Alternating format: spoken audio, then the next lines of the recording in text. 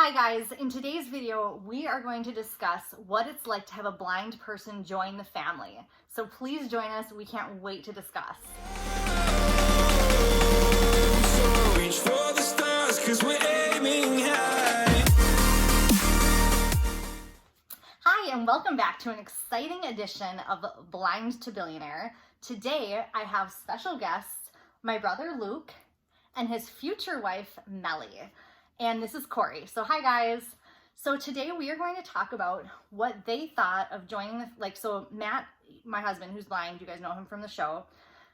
He joined my family like 5 years ago, and I wanted to talk to Luke and Melly about what they kind of felt like when they found out hey, Corey's bringing home a blind guy, or and then that was kind of like Luke's situation. Or when Melly joined the family recently and kind of hey, what's it like to have a blind brother-in-law, and kind of how do we feel about that? So I think I'm just going to start out and we're just going to say so Luke, when I said I'm dating this guy and he's blind, what did you think? Well, I don't remember you telling me, I remember you telling me he was vision impaired, and I remember you telling me that he couldn't see things very well. And I think you were still trying to gauge how well Matt could see too. I think that's actually really accurate. But Matt was, I was probably nervous to meet somebody who was blind. I didn't know what the interaction would feel like. I didn't know if he would be running into walls constantly, if I would have to guide him around. I didn't know how comfortable he would be meeting people who he couldn't see. Yeah. But, meeting Matt ended up being kind of no big deal. He was easy to talk to. He and I happen to have a lot in common. Yeah. And, besides perhaps a little awkwardness finding his hand to shake my hand, yeah, I don't think there was no hiccups. I think we had a pretty good relationship right off the bat. I think that's good. I like that. And I think, I agree. When I met Matt, he didn't use the word blind yet to describe himself. And so he would say he's visually impaired, but truth be told, Matt was blind and he couldn't see very much of anything. And so I think I was a little confused. And when I told my family that he's visually impaired, and then they were no, Corey, he's blind. I think one of the things that really helped is one of the things I thought about was can Matt do normal stuff with you guys? Can we all do we might the things we like to enjoy, the activities and the stuff. I thought, well, will Matt be able to participate? Luke, do you feel just honestly, Matt has not seen this. Do you feel oh shoot, we can't do this because Matt can't do it?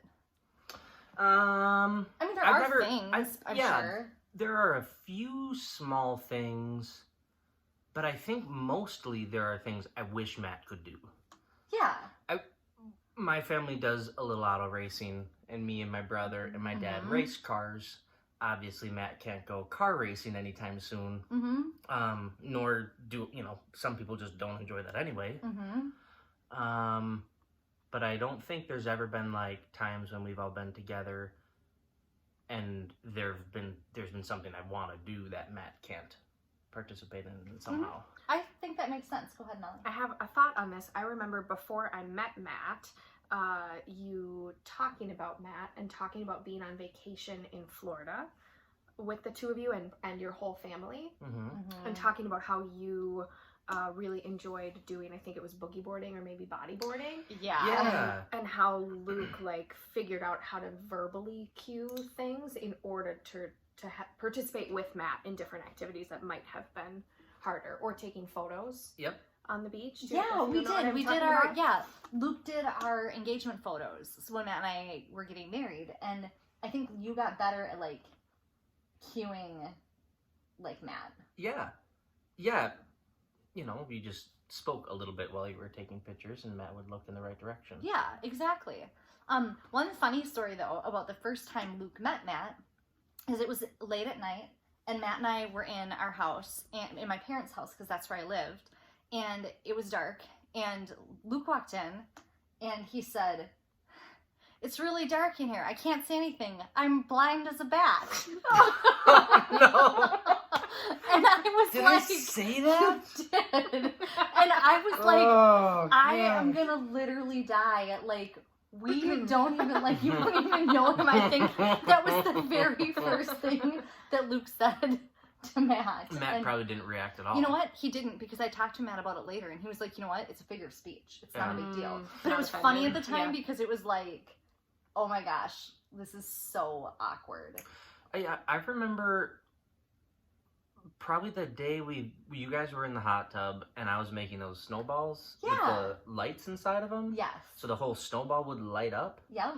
That was an interesting day because that's the day I first realized Matt was more blind than I thought. Yep. And why did you think he was more blind than you thought? Because I was under the impression he could see light Mm-hmm. well. So if somebody sort of inverted what is light and what is dark, Mm-hmm. he would be able to see almost normal. Yep. So we had these big giant lights, Mhm. and he could see them, but he would stare at it, and it would take him a few seconds to go, I think, is that sort of a green? Yep. And I was like, oh, wow, you are blind. Yep. You can almost see nothing. Yep. Which was weird because out of the corner of his eyes, sometimes he would read a text.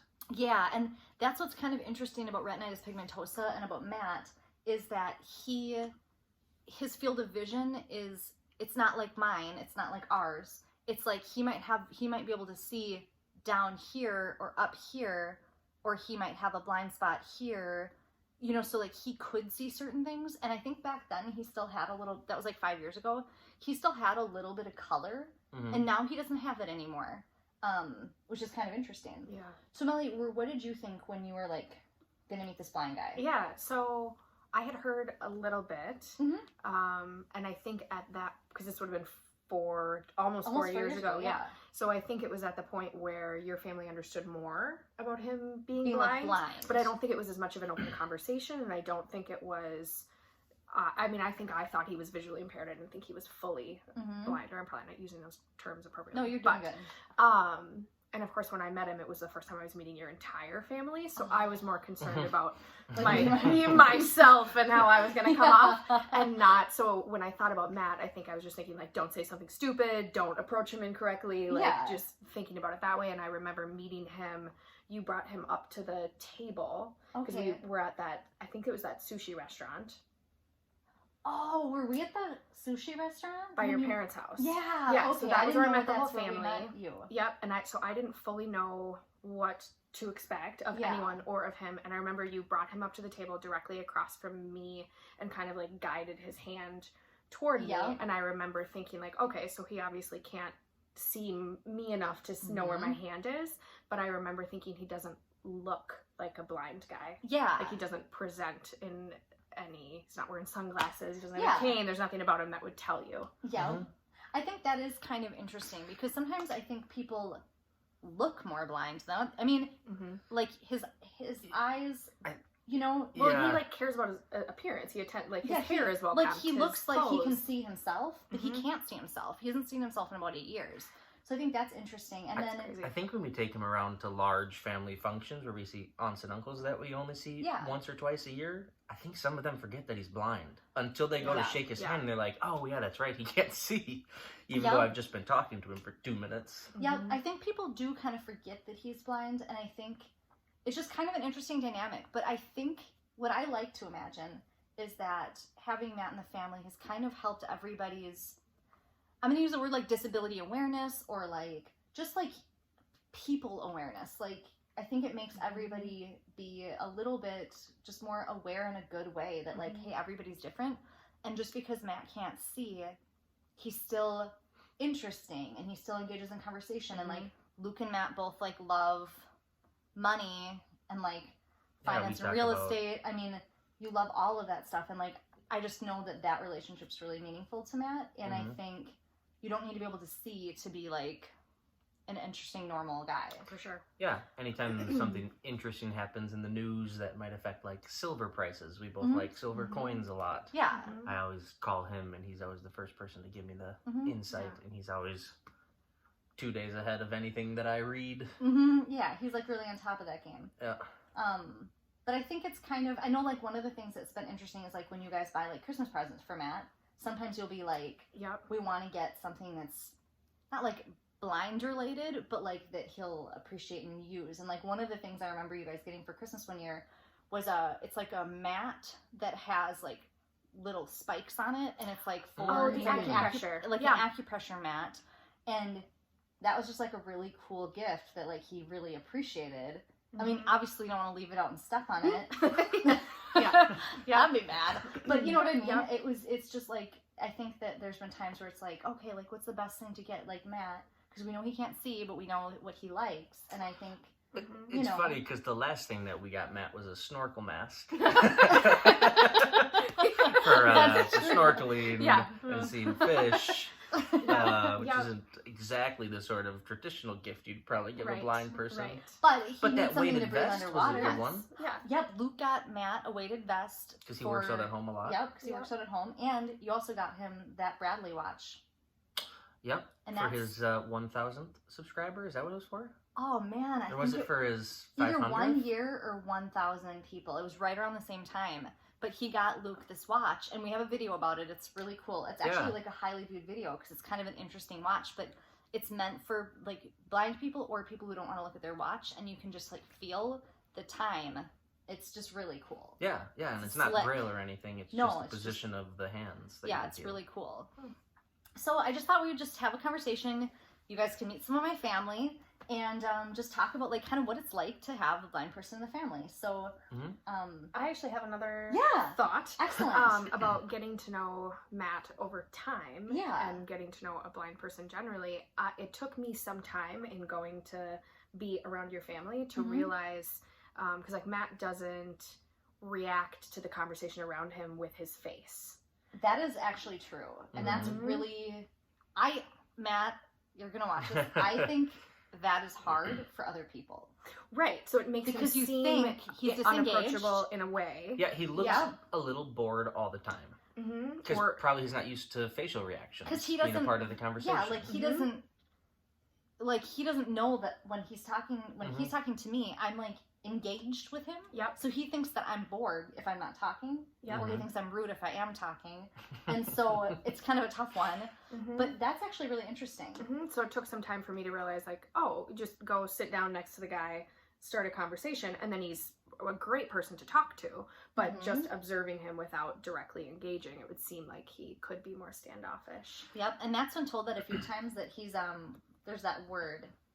I can't think of what it's a negative word, that he's like standoffish or rude or disengaged. I went because of the way that he doesn't really react. Yeah, I went through a time where I noticed that more. I don't think I've paid much attention. I've gotten used to how Matt is. Oh yeah, You know, I don't notice it, but I remember thinking about that at the time. I would say I notice it most if we're in a group and I think, Matt, look alive, buddy. You know what I mean? It'll be like, come on. Like, funny. But it's just, it's hard when you're not getting that feedback.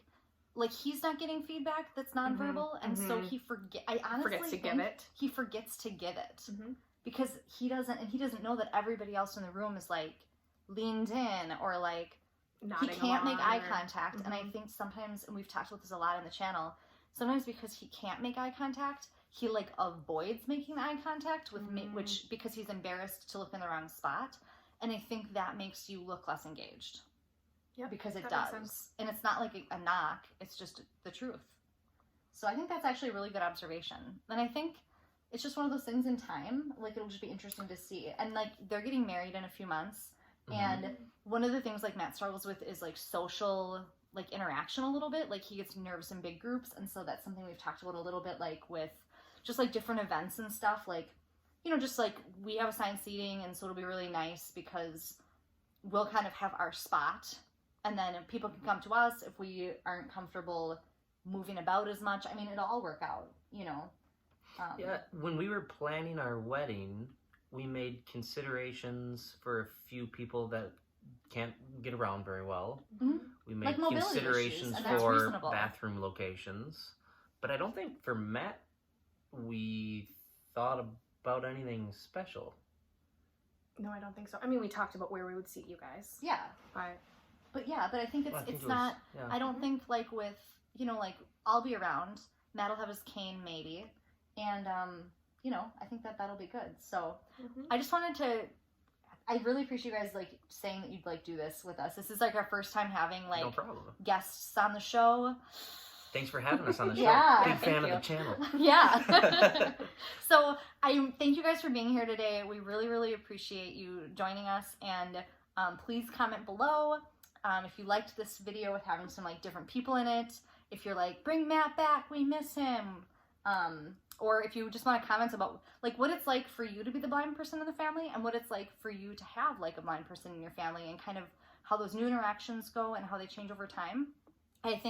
I hope this video was like helpful. I hope it wasn't offensive. I don't think it was. I never know. I To be hope not, totally too. honest. I hope like when Matt watches it, he's not like, whatever, Get those everybody a-holes hates off me. the YouTube channel. No, exactly. Like, I know he'll be like, take this video down. No, it's all good. So thank you guys so much, and thanks for joining us. Have a nice day. Bye, guys. Bye. You can't wait to see me now.